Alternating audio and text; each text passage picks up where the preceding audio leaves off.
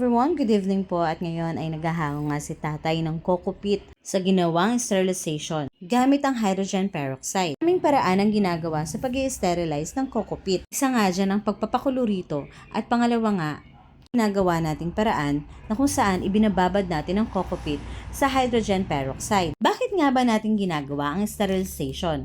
Una, upang patayin ang harmful bacteria at ang fungi na maaaring magdulot ng hindi maganda sa ating tanim. Pangalawa, maiwasan ang root rot at ang amag. Pangatlo, tanggalin ng pest at ang algae sa ating coco peat. Apat, upang maging ligtas ang coco peat sa ugat ng ating mga halaman. At panghuli, upang maging malinis at ligtas ang ating simula sa pagtatanim. Ikaw, ano ang sterilization process ang iyong ginagawa bago ka magtanim? Kung hindi pa, gawin mo na ito para sa mas maganda at ligtas na pagtatanim. Habang ginagawa nga ito ni tatay, meron tayong sidekick. Ha?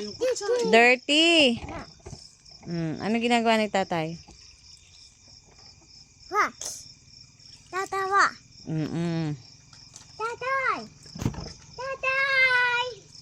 Tatay! Po. Tatay! Ano gagawin?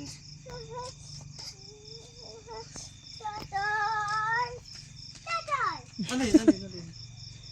Magwawash ka daw. Ikaw daw. Oo. O diba, pinawawash pa si tatay kasi ayaw siyang madumihan? Yan ang ating young farmer. Thank you for watching. God bless!